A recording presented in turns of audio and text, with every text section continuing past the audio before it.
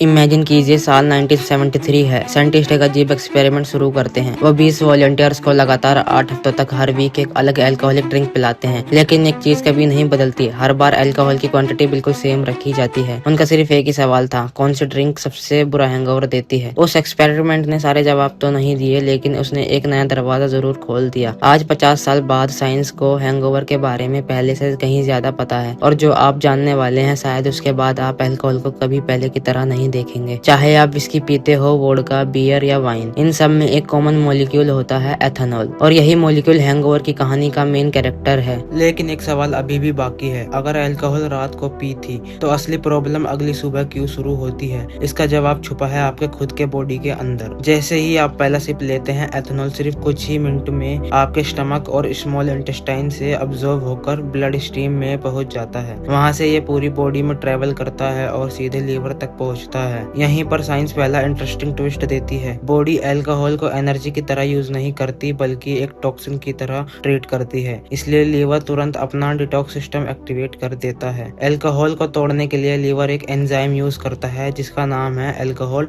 डिहाइड्रोजिनेसिस या ADH। ये एथेनॉल को तोड़कर एक नया कंपाउंड में बदल देता है जिसे एसिटल्डिहाइड कहा जाता है, और यहीं से प्रॉब्लम शुरू होती है। एसिटल्डिहाइड एथेनॉल से भी ज्यादा टॉक्सिक माना जाता है, इसलिए लीवर बिना देरी किए एक दूसरा एंजाइम एक्टिवेट करता है, एसिटल्डिहाइड डिहाइड्रोजिनेस या ALDH, जो इसे एसीटेट में कन्वर्ट करता है, जिसे बॉडी आगे सेफ्टी प्रोसेस कर सकती है। लेकिन अगर अल्कोहल की क्वांटिटी ज्यादा हो या बहुत तेजी से कंज्यूम की गई हो तो लीवर कुछ समय के लिए स्लो हो सकता है, और इसी पल से हैंगओवर की चेन रिएक्शन शुरू हो जाती है। लेकिन सिर्फ लीवर ही इस कहानी का हिस्सा नहीं है। अल्कोहल का सबसे बड़ा असर आपके ब्रेन पर भी पड़ता है। अल्कोहल न्यूरॉन्स के बीच कम्युनिकेशन को धीमा कर देता है, इसी वजह से आप रिलैक्स्ड फील करते हो, रिएक्शन टाइम स्लो हो जाता है और डिसीजन मेकिंग भी वीक हो जाती है। लेकिन जैसे ही ब्लड में अल्कोहल का लेवल गिरना शुरू होता है, ब्रेन दोबारा नॉर्मल होने की कोशिश करता है। कई रिसर्चर्स के मुताबिक इस रिबाउंड इफेक्ट की वजह से कुछ लोगों को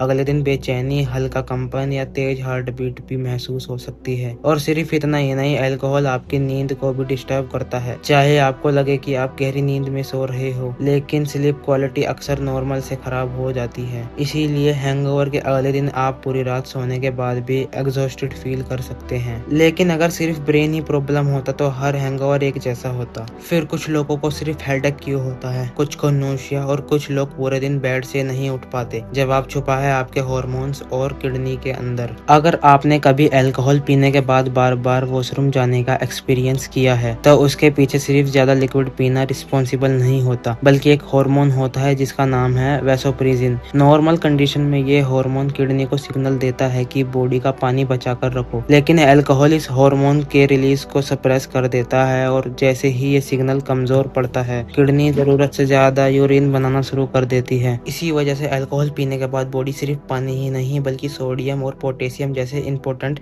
इलेक्ट्रोलाइट्स भी लूज कर सकती है, और धीरे धीरे डिहाइड्रेशन शुरू हो जाता है। लेकिन यहाँ एक इंटरेस्टिंग बात है, अगर हैंगओवर सिर्फ डिहाइड्रेशन की वजह से होता तो एक बोतल पानी पीने के बाद हर इंसान बिल्कुल ठीक हो जाना चाहिए था, लेकिन ऐसा नहीं होता। तो फिर असली वजह क्या है? हेडेक हैंगओवर का शायद सबसे कॉमन सिम्टम है, लेकिन साइंटिस्ट का मानना है कि इसके पीछे सिर्फ डिहाइड्रेशन नहीं होती।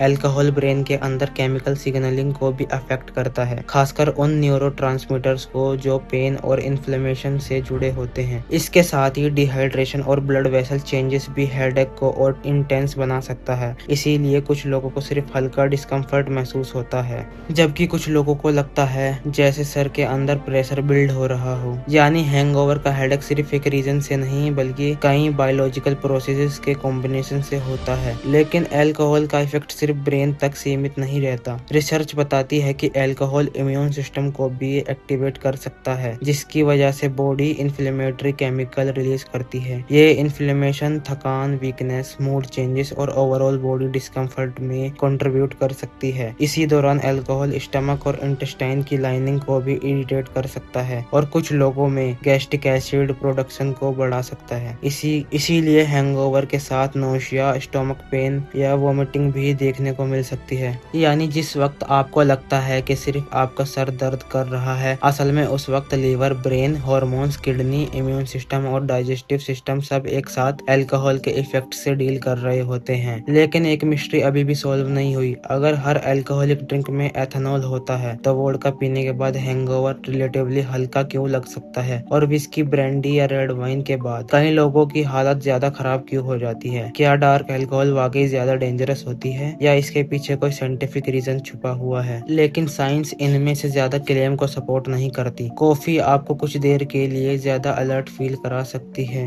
अगर हर अल्कोहलिक ड्रिंक में एथेनॉल होता है तो फिर वोडका और विस्की का हैंगओवर एक जैसा क्यों नहीं होता? इसका जवाब छुपा है कुछ कंपाउंड्स में जिन्हें कॉन्जिनियर्स कहा जाता है। ये कंपाउंड्स फर्मेंटेशन और एजिंग के दौरान नेचुरली बनते हैं और इन्हीं की वजह से विस्की, रम, ब्रांडी और रेड वाइन को उनका unique colour, aroma and flavour मिलता है। रिसर्च सजेस्ट करती है कि हाई कॉन्जिनियस ड्रिंक कुछ लोगों में ज्यादा सीवियर हैंगओवर से एसोसिएट हो सकती है, खासकर जब उन्होंने ज्यादा क्वांटिटी में कंज्यूम किया जाए। इन कंपाउंड्स में मेथनॉल भी बहुत कम क्वांटिटी में होता है, जिसे बॉडी एथेनॉल प्रोसेस करने के बाद मेटाबोलाइज करती है, और इस प्रोसेस के मेटाबोलाइज हैंगओवर सिम्टम को और इंटेंस बना सकती है। लेकिन इसका मतलब ये बिल्कुल नहीं है कि वोडका या जिन कम्प्लीटली सेफ है, क्योंकि चाहे ड्रिंक कोई भी हो, अगर उसमें एथेनॉल है तो हैंगओवर का रिस्क भी हमेशा रहेगा। अब सवाल ये है कि जब हैंगओवर हो ही गया हो तो उसे जल्दी ठीक कैसे किया जाए? इंटरनेट पर हजारों रेमेडीज मिल जाएंगी। कोई ब्लैक कॉफी की सलाह देता है, कोई नींबू पानी की, कोई ग्रेसिव ब्रेकफास्ट को बेस्ट ट्रीटमेंट बताता है, और मार्केट में तो ऐसे सप्लीमेंट्स भी मिलते हैं जो हैंगओवर को कुछ ही मिनट्स में खत्म कर देने का दावा भी करती हैं। लेकिन साइंस इनमें से ज्यादा क्लेम्स को सपोर्ट नहीं करती। कॉफी आपको कुछ देर के लिए ज्यादा अलर्ट फील करा सकती है, लेकिन ये हैंगओवर को क्योर नहीं करती। इसी तरह ग्रेसिव ब्रेकफास्ट भी अल्कोहल को बॉडी से बाहर नहीं निकाल सकता, क्योंकि अल्कोहल पहले ही ब्लड स्ट्रीम में एब्जॉर्ब हो चुकी होती है। हाँ, पानी या इलेक्ट्रोलाइट ड्रिंक्स डिहाइड्रेशन से जुड़े सिम्टम्स को कम कर सकती है,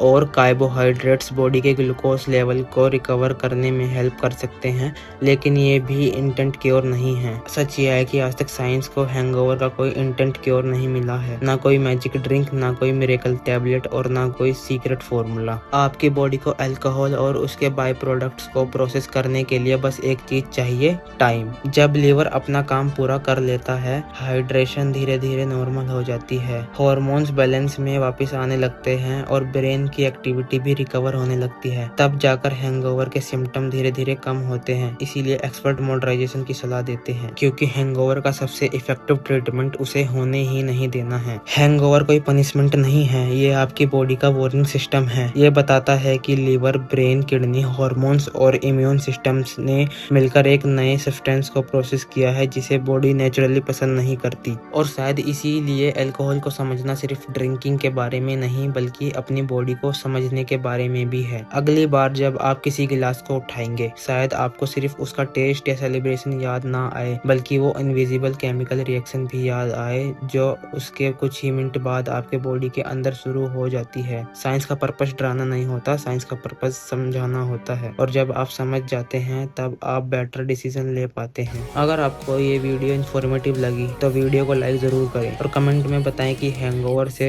जुड़ी कौन सी बात ने आपको सबसे ज्यादा सरप्राइज किया। और अगर आप अल्कोहल की साइंस, हिस्ट्री और अनटोल्ड स्टोरी को इसी सिंपल तरीके से समझना चाहते हैं तो लॉर्ड ऑफ विस्की को सब्सक्राइब करना मत भूलिए।